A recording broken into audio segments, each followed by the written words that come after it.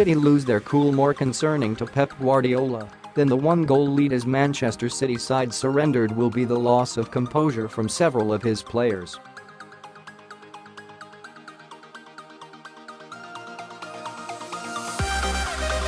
Nicolas Otamendi brought back the rash side to his game that looked to have been consigned to the Manuel Pellegrini era. Fernandinho risked the VAR treatment as he left one in on Harry Kane, and even Aymeric Laporte required a talking to from the referee.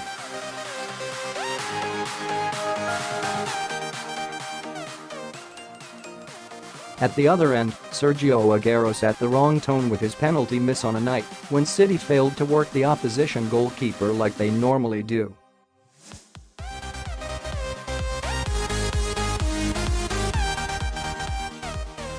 Where they might have been fired up in a good way against Liverpool at the beginning of the year to get their title charge back on track in the league, here the flare-up seemed to distract from the organization of the team and see them lose the control they normally impose on a game.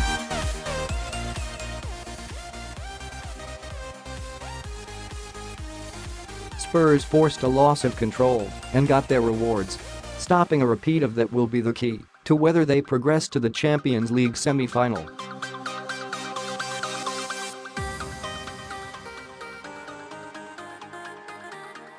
Guardiola pays price for surprise selection. To dare is to do. Read the message from Tottenham fans before the game.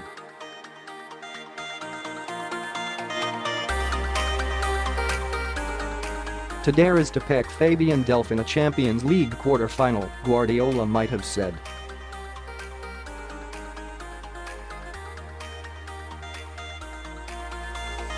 An injury to Aleks, Zinchenko and Benjamin Mendy's struggle for fitness may have played a part in the shock selection at left back, but there were several options the City manager could have turned to other than a player last seen giving a penalty away at Championship side Swansea.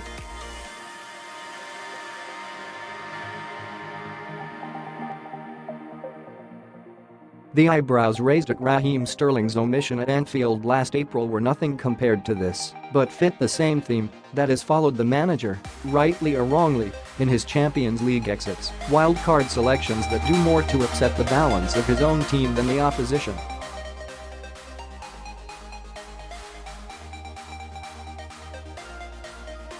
For most of the game, Delph belied the narrative.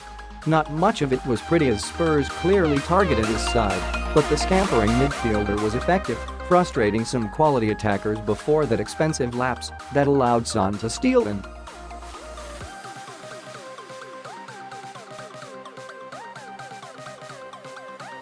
If it seems harsh to mark his card for that, Guardiola has constantly said that those moments can kill you in this competition because the standard is higher.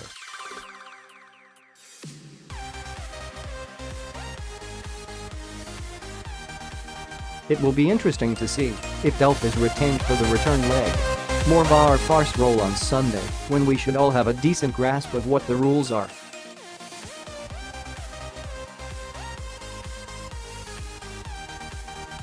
There was confusion on Saturday for the FA Cup semi-final when Kyle Walker moved his head towards a Brighton player.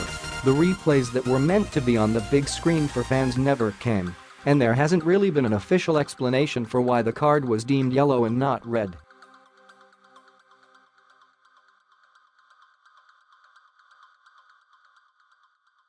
Three days later, City got a penalty that they didn't even appeal for. A system that is supposed to overturn injustices is instead being used to apply a new subjective version of the handball rule that doesn't apply in English competitions.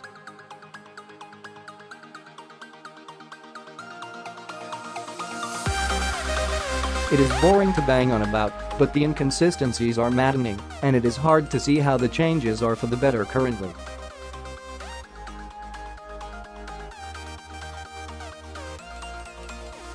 City bench Danny Rose's abiding memory from playing City in pre-season in 2017 was to watch in awe at the substitutes that came on with them 3-0 up.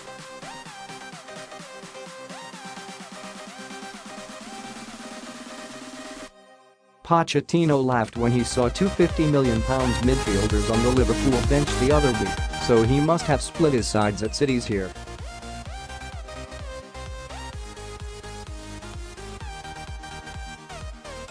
Looking back at him were the £37 million Leroy Sane, the £54 million Kevin De Bruyne, and the £47 million John Stones, among others.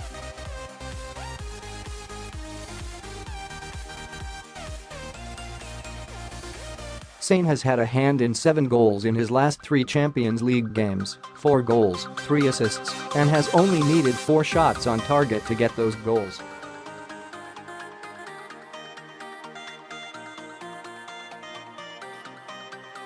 Those numbers scream peak efficiency of the kind that absolutely delights Guardiola, and yet he still can't make it in the team.